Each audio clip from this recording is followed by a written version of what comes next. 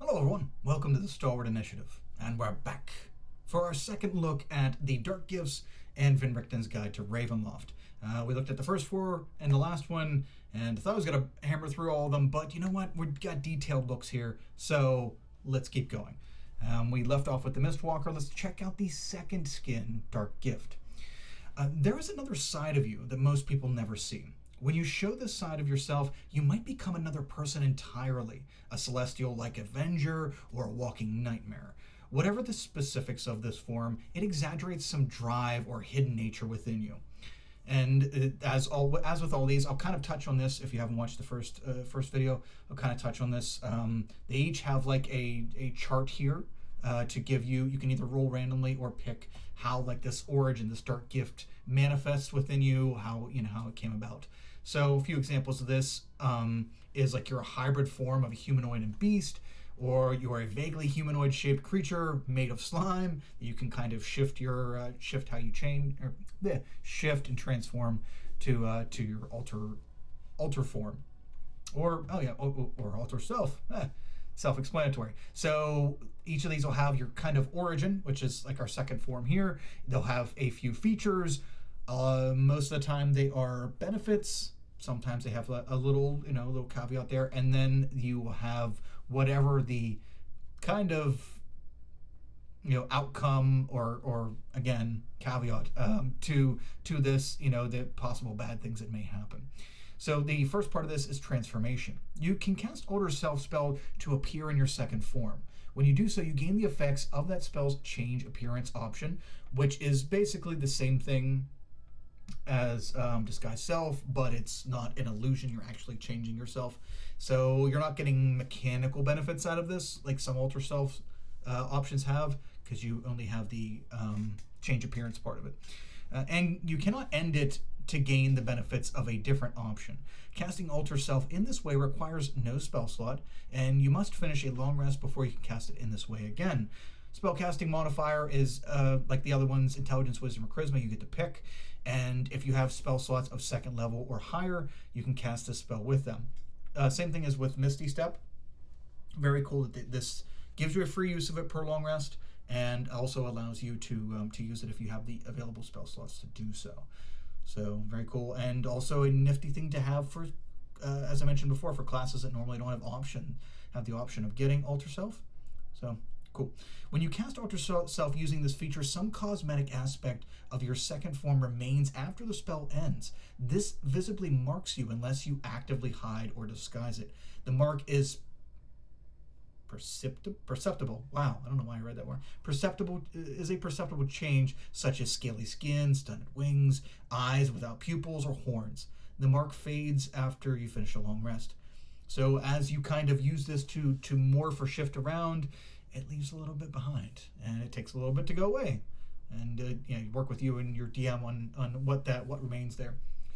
Say here, the involuntary change part of this is that certain circumstances can activate your dark gift. After you experience this catalyst at the start of your next turn, you must succeed a DC 15 Charisma save, or your action, or you use your action to cast Alter Self as described in the transformation trait, even if you've already used it. Roll on or choose on the chart an option, and this is very specific. So these are like triggers for your second form, for you to transform automatically. And hearing a particular melody, touching pure silver, the sound of a ringing temple bell, the smell of a certain type of flower, very specific stuff. So there's not a whole lot of benefit to this. I mean, there's really no combat benefit other than the fact that you could have an actual version of Alter Self up. So that might help you in combat if you're using the other features, because you gain the actual spell itself. But innately, the transformation isn't going to give you any benefits that way. But even though you really only have this one feature, there's not a whole lot of downside. Granted, if it's in your campaign that that these things come up often, then hey, that's a downside. But typically, those are very specific. And I don't see a huge downside to this. So this is a nice way to dip your toes into Dark Gift with the second skin. The next one we have is Symbiotic Being. And yeah, this is like your Venom, Carnage kind of thing.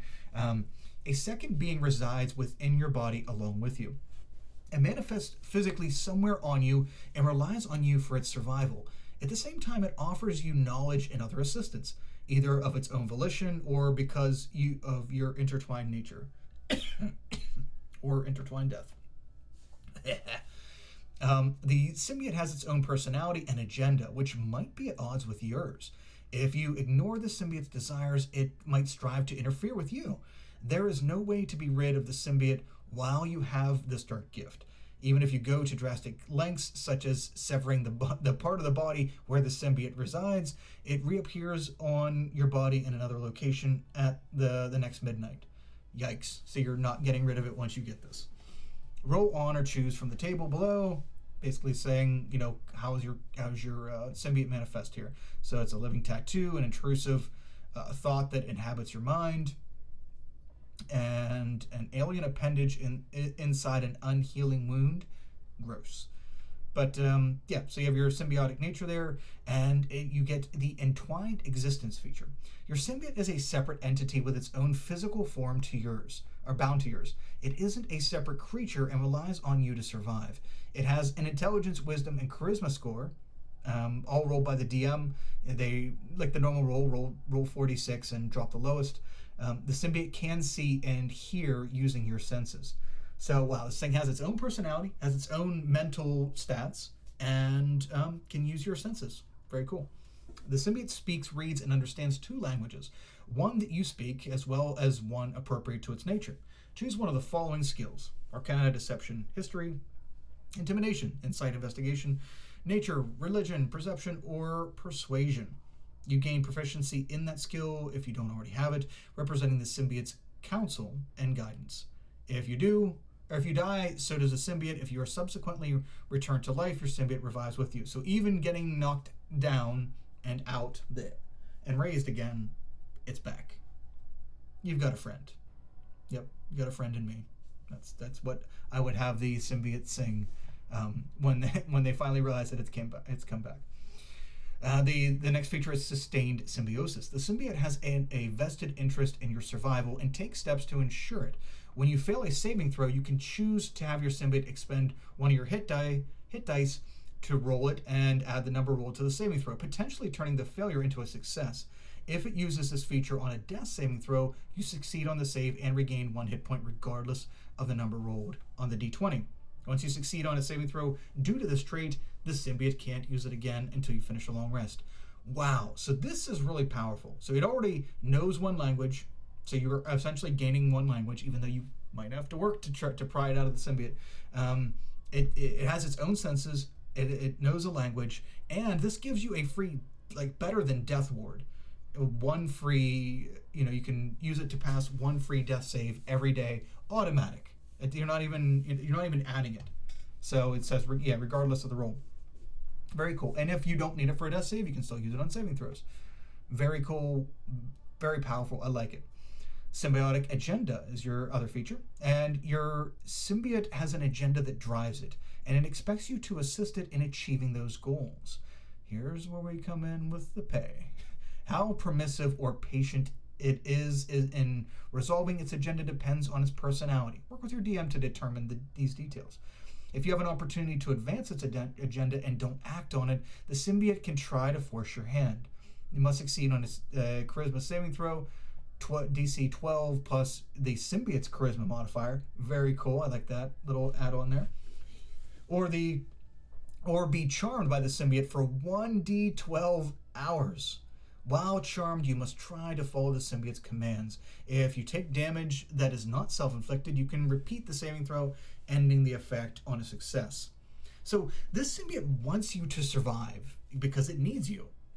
But it also has its agenda, and if you're not going to play games, if you're not going to play ball here, it can take it out on you, and a 12-hour charm, woo! You could get into some brutal trouble with a 12-hour charm. But it's great to role play out, So the agenda here can be one of these six things, or you and your DM can work it out on something else. The symbiote wants you to bring a prophecy to fruition or to thwart one. Ooh, that can be brutal. The symbiote wants you to keep you from harm at all costs, and it believes it knows what's best for you. Big brother on your shoulder or under your armpit or wherever this thing is hanging out. That is, yeah, it knows best. Love it. Oh man, it'd be such a snarky pain in the butt. Can't wait to run this in a game. This is, I think the Symbiotic Being is probably my favorite so far. Probably. We have 2 more to go. Let's see if they measure up, in my opinion anyway. So next is Touch of Death. And your touch is pain, harming whoever you come in contact with. The deathly power within you is beyond your control, afflicting any who touch your bare skin. By the same token, you can deliver death to your enemies with your touch. I thought, like, this sounds like it's like Rogue from X-Men. This sounds like that. Sounds like that kind of power. But when we get down here, it just doesn't feel like that. So first is our Deadly Touch. This is kind of how the power manifests. Things like you survived a near-death experience, but you shouldn't have. Ever since death and ill omens follow you, you're out of sync with time and reality. Anything you touch is warped by the distortion. Like it makes it sound like anything you touch or anything that touches you is kind of my skepticism here. Anything that touches you is going to like start wilting or taking damage. But your first feature is Death Touch. You can focus your Deadly Touch against your foes. As an action, make 1 unarmed strike. On a hit, the target takes an additional 1d10 necrotic damage. This damage increases by 1d10 when you reach 5th level, 11th level, 17th level. I'm going to piggyback the 3rd feature down here. I'm going to go down to the 3rd feature, Withering Contact. When you start your turn grappling a creature or grapple by it, the creature takes 1d10 necrotic damage. So this is great. It gives you an unarmed strike, that does damage. So it's either going to be like your strength score thing, or if you're a monk, it's going to do more damage. Though you have to use your action to only get 1 attack, 1 unarmed strike out of this. So that's fair. Or else your monk would just be the most brutal thing ever, and every monk would want to take this. It does scale pretty decently. So if you're like planning on being a brawler, so like I mentioned before down here with Withering Contact, if you're planning on being a brawler, getting up in there, physical, melee, unarmed striking, and grappling people, this is really cool. I like this as far as for a grappler build. Though it's not when someone touches you, they have to be holding you for 6 seconds, it's not how I envisioned it when they made the description up there.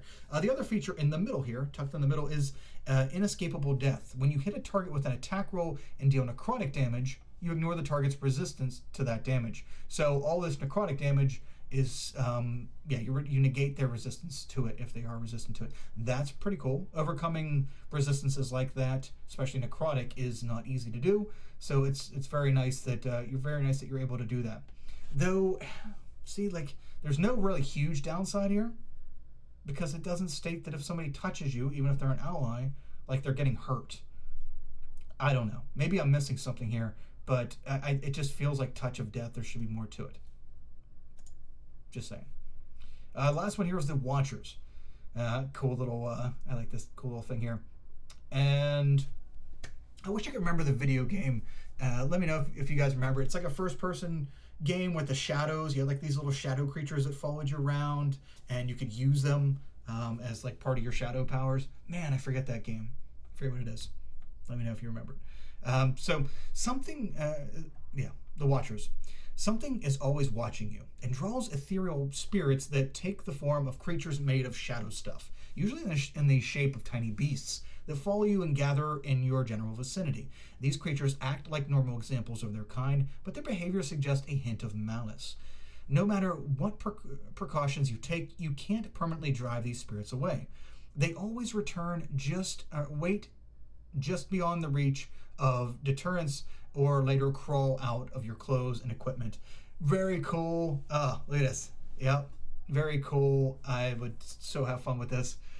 Playful and pain in the butt shadow creatures always following you around. And here's for the Watchers, here is the D8 table here. So you have stuff like bats, moths. A lot of these are beasts or animals. You have stuff like animate objects, ghost orbs, things like that. So very cool. You can have all kinds of little stuff haunting you. The first feature is Borrowed Eyes. As an action, you can influence the presence guiding the watchers for 1 hour. For the duration, you gain advantage on investigation and perception checks, and you can't be blinded, as you have all these extra little eyes that you can kind of, keep watch of you. Once you use this feature, you can't use it again until you finish a long rest. So this would be great for a tortured investigator. You're so good at what you do, but you're tortured and haunted by these little shadow beasts and stuff. So very cool. The next thing is Dread Presence. You have disadvantage on deception, performance, and persuasion checks made against creatures that can see the watchers, and you have disadvantage on saving throws against the scrying spell. So here's where you pay. You are a great investigator, but not so much at talking to people, unless we're going to keep reading here. Unless you can temporarily disperse or hide the watchers with some effort. With 1 minute of work and successful DC 15 animal handling check, you can suppress your borrowed eyes and dread presence for 1 hour.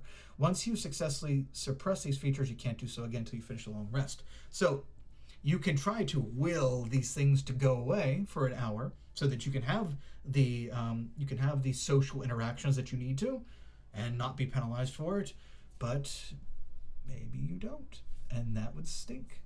I like it. Very clean cut stipulations here. I really like this one as well. So the Watchers, and I did say that Symbiotic Being was my favorite. I do like the Watchers, but I think Symbiotic Being is my favorite out of this bunch. What's your favorite? Have you looked at all 8 of these? I do like most of them. The Mistwalker would have to. I really like it because it gives you Misty Step, and the classes that could give you Misty Step that don't normally get it would be very beneficial for that.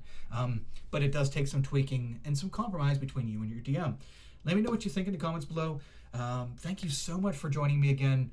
Going to be plenty more Van Richten's coverage coming every few days. And yeah, till next time, unity is strength. So take care of each other, stay safe, and I'll see you again real soon.